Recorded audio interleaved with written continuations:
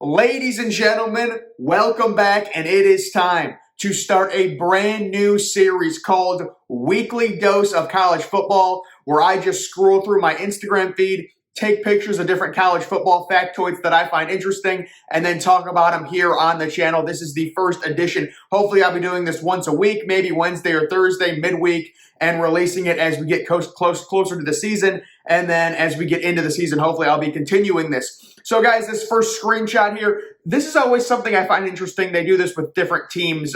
These are teams Clemson has played and never beaten. You look at Ole Miss is 2-0 against Clemson. As an Ohio State fan, I wish I had that record against Clemson. But USC, I did find it interesting. Clemson hasn't been this powerhouse for a long time, so it's surprising to me they're not like 0-6 against the team. Clemson has only been really, really good for the last 7 or 8 years. So it's interesting that their worst record is 0-2 against Ole Miss. I found that interesting and also surprising, considering they haven't been this huge powerhouse since very recently, since the Deshaun Watson era, maybe even the Taj Boyd era a little bit, maybe that as well. Moving on, this is the top defenses in college football according to PFF. I really do like PFF. They have Bama 1, Georgia 2, Clemson 3, Cincy 4, and Washington 5. The most interesting one there is Washington, and I really do like Washington as a team. I think they have a really good program. They've kind of been down the past few years. It'll be interesting to see how they do in the Pac-12. Also, Cincinnati at 4, they do have a cornerback who's being mocked right now in the first round of many mock drafts. Also, we know their offense, Desmond Ridder. It'll be interesting to see their game at Notre Dame this year. They have a few big non-conference games, Cincinnati does. That would be big for the American if Cincinnati showed out well in non-conference. Top offenses in college football, according to PFF, Oklahoma 1, Ohio State 2, Clemson 3, Alabama 4, Georgia 5. So it's funny. You look at Ohio State, Clemson, and Alabama all breaking in new quarterbacks. Still all in the top 4 overall, 3 of the top 4 spots. Because realistically, it's so easy to project. You can sit there and you can say C.J. Stroud's never thrown a pass. Bryce Young is small. But these guys are so talented. You just have to expect they're going to be amazing. They have phenomenal skill position players around them. We know Clemson's quarterback, DJ Uiagalelei. He had a great game last year at Notre Dame. They lost the game, but he looked phenomenal. He is a pro-ready quarterback. He is built well. I've talked about C.J. Stroud before. I think he can win the Heisman this year. He's an absolute beast. Oklahoma being number 1. So, yeah, everyone, this is kind of the year for Oklahoma, and I really don't think it's the year, but people are ranking them preseason number 1, and really the only reason people are doing that, number 1, I will give credit to Alex Grinch. The defense has improved. Now, Alex Grinch with Ohio State was terrible. I'll give him credit, though. The defense has improved. But with Oklahoma, the only reason they're being ranked number 1 in these AP polls is because the big 3, Ohio State, Clemson, and Alabama, all are breaking in new quarterbacks, while Oklahoma returns Spencer Rattler. And I think Spencer Rattler is a phenomenal quarterback, probably going to be at least the top 5 pick in the draft, possibly number 1 overall pick, him or Sam Howell. I really like those 2 quarterbacks. But that's really the reason people are ranking Oklahoma number 1 in all these different polls over your Alabama, over Clemson, over Ohio State, because those teams are breaking in new quarterbacks, and they're not. Moving on, this is the top 10 running backs for college football for 2021. Breece Hall, number 1. Really not a fan of Iowa State. I think they're a little bit overrated. Now, you see these smaller programs like in Iowa State.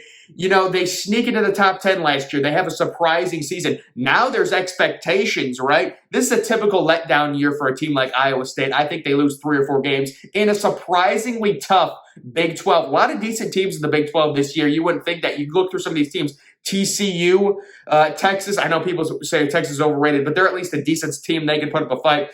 And then you've got Oklahoma. You've got maybe a team like Oklahoma State as well. It's a deeper league. I think Iowa State's going to struggle a bit. Looking at that list, Kevin Harris, Isaiah Spiller over Robinson. The running back Robinson from Texas is he's absurdly talented. I was thinking this earlier. He is the closest thing to Saquon Barkley I have seen since Saquon Barkley left Penn State.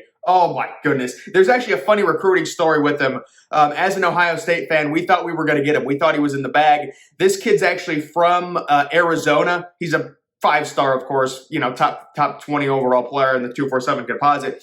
We thought he was locked up. His family wanted him to stay closer. He goes from Arizona to Texas, a little bit closer than going to Columbus. And he is oh my goodness. You watch his freshman year, He's this close thing to Saquon Barkley. Watch him. He's absurd. I would probably put him as my number one overall running back talent. And then you see Master Teague ranked 10th.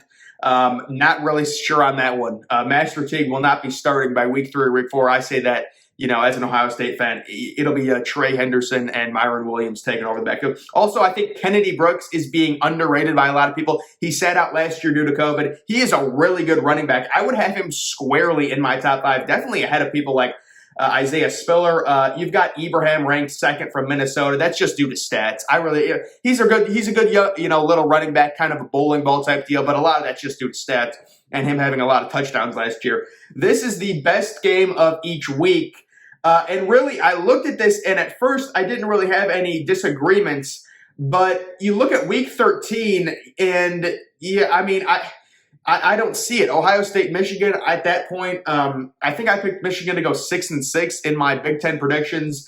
I just don't see that. I know it's a rivalry, it's tradition. I'll be amped up for it. Ohio State, Michigan. I have a lot of respect for Michigan. They've got a hell of a university, but right now their football program is lacking a little bit, and we'll see what happens with Jim Harbaugh. But the quarterback position, we'll have to see. But overall, I don't think that's going to be the top game of Week 13. That surprised me they put the Ohio State-Michigan game for Week 13. This is just, I didn't even know this existed. The Bush comparison, George W. Bush versus Reggie Bush. Position, conservative, tailback. I just thought that was funny. I don't know. They certainly wouldn't do something like that with Trump in office. Oh my goodness. Could you imagine ESPN writing up a graphic with Trump compared to a player? Even Biden. The politics has just become so serious. They're not going to do any of that. College football's most hostile environments. This list, I would honestly move Beaver Stadium to number 1 overall, especially during a whiteout. But LSU, Tiger Stadium, it's no joke. I agree it should be at least top 3. Also, I agree A&M, Kyle Field, they have an absurd home field advantage. I don't even like A&M as a program, but they did that renovation to Kyle Field. Oh, my goodness. Florida Stadium, the Swamp. The one I don't agree with, Ohio State should not be on here, let alone top 5. Ohio State has a lot of the same problem that Michigan does, where we have these crowds of over 100K, but the stadium is always eerily quiet. The noon games are horrific. I know noon games are bad everywhere, but we have literally zero. Well, I shouldn't say zero, but we have very little home field advantage when the game's at noon. It's just hard. Even 3:30. It's just, I don't know. Ohio State and Michigan both have the same problem. Looking at this list, I would probably have Oregon in the top 5, and also Wisconsin moved up a little bit as well. Moving on, the top 10 games of the 2021 college football season. You go to number 3 right away. Now, the first and second, I agree with. Georgia, Clemson, obviously, to the 2 non-conference, Oregon, Ohio State. But then Alabama and Miami, I don't know why the media is trying to hype up this game so much. Alabama, I believe right now, is a 19-point favorite over Miami on a neutral field. Miami, De'Aaron King is coming off, I believe, a torn ACL, and he tore it in a bowl game, so that's it's not like he tore it week 2 or week 3 of the season, where it's been a while. He tore it literally the last game of the season. So I'm not sure if they're just trying to hype up this game. Also, I don't think Alabama, Texas A&M is going to be that great of a game either, personally. Same thing with Iowa State and Oklahoma. I don't think Iowa State's going to be that great this year. Oklahoma, Texas, you can buy. Penn State, Ohio State, okay. Those other games I can understand. USC, Notre Dame, it'll depend on USC and how they do the rest of the season. This is a tier list based on student sections. And really with this one, I was shocked. Nebraska was in the 3rd tier. You say what you want about Nebraska. They really do have the best fan base in college football. They're a really interesting program and just such a loyal fan base. I would have them minimum top 2nd tier, probably 1st tier. Actually, definitely 1st tier. Are you kidding me? But just looking at it, LSU, you get your normal suspects, LSU, Penn State, A&M, UCF, I'm not sure about that one. I don't know if they have a big enough student section to be considered a tier 1 student section. And then Wisconsin, we all know, with the traditional jump around. Ohio State's ranked 3rd tier. I would probably put Ohio State in the same tier as Michigan, so I'd probably put Ohio State in the 4th tier. But yeah, and how about Alabama 5th tier? Yeah, they really don't have that great of a student section either. Clemson 3rd tier, that doesn't really support. Mississippi State 2nd tier with the Cowbells. South Carolina, Virginia Tech definitely. Yeah, Virginia Tech definitely. Washington does a good job. I would probably move Oregon up to the second tier as well in that. Moving on, I actually think this is a really good graph. Head coaches that have hit their ceiling or are just getting started. I agree with a lot of these personally. Like Brian Kelly, I definitely think he's hit a ceiling. Harbaugh, probably he has only 1 year left. The Michigan situation is really interesting due to the 5-star J.J. McCarthy they just got. My guess is Harbaugh is probably going to want to try and get him in as quick as possible. But again, starting a true freshman quarterback is not an easy thing. How about Jeff Brom? Remember when Purdue beat Ohio State and everyone was on Jeff Brom? They're saying he's already hit his ceiling. Mike Gundy, I agree with. Kurt Ferentz at Iowa, he's the human 7-5, the human 8-4. Gary Patterson, yeah, when they had Trevon Boykin back in 2014, that was probably their ceiling. Houston, I would agree with as well. And then schools just getting started. Matt Campbell, that's the one I do not agree with. I think Matt Campbell at Iowa State has hit his ceiling. I'm not, again, these smaller programs, now there's expectations for him. I'm not seeing it with Matt Campbell this year. I think he's a good coach. I think he's due for a major job in, probably after this year he makes a jump. I know he re-signed his contract. None of that matters. You can just leave. It doesn't really matter. But I don't agree with Matt Campbell. Ryan Day there, Lincoln Riley. So yeah, we'll see if either of those guys can break through. I would say they both have a good chance. They're both quarterback gurus. Jimmy Lake, I agree. I like Washington. I really do. Lane Kiffin, seems like Lane Kiffin isn't the head coach of places for more than 3 years. So I don't know about that one. Cristobal at Oregon, that's another good one. How about this one? Alabama's last 5 recruiting class highest ranks commit.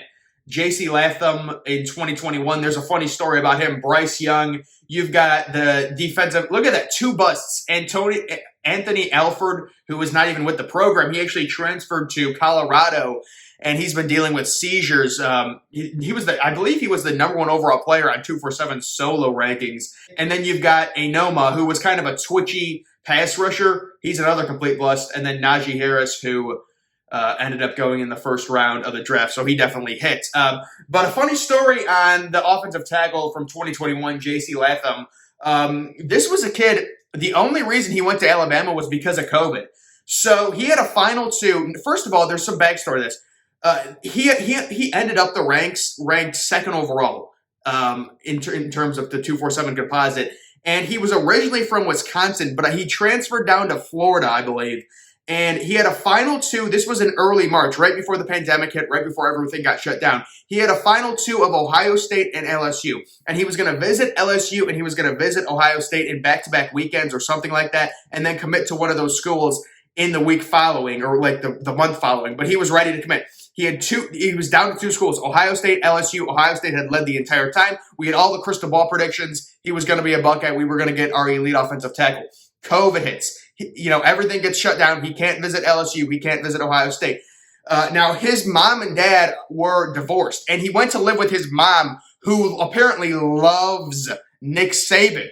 And so he lived with his mom all throughout that COVID time. Everyone was in their houses at least March, April, and his mom loved Saban. And that's how Alabama got back into that recruitment, and they got his commitment during COVID. He ended up not even visiting Ohio State because of COVID, obviously. And it was a final 2 of LSU and Ohio State, and he ends up at Alabama because of COVID. And we were desperate, and we still are desperate, Ohio State is, for elite offensive tackles. And he ended up finishing ranked 2nd overall. Clearly the number 1 offensive tackle.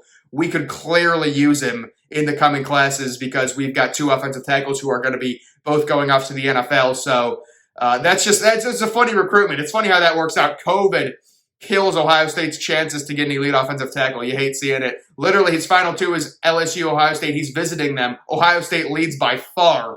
We have like all 9 of the crystal ball predictions. And we had all 9 for a while. It wasn't just like this kid was just trending to us. We were locked in as his leader, as his known leader for a while, according to recruiting analysts. And then COVID happens. He lives with his mom. She loves Saban. And literally a month and a half later, he's announcing his commitment to Alabama, and everyone's just like, oh, my goodness. It's just a tough situation, man. It's a tough situation. But, guys, that is going to do it for Weekly Dose of College Football. This is the first rendition. Hopefully, I'll be able to do this weekly, maybe Wednesday, Thursday, midweek type deal. Guys, make sure you're following me on Twitter. Link to that's always in the description. I'm, of course, the Depressed Ginger. Thank you for watching.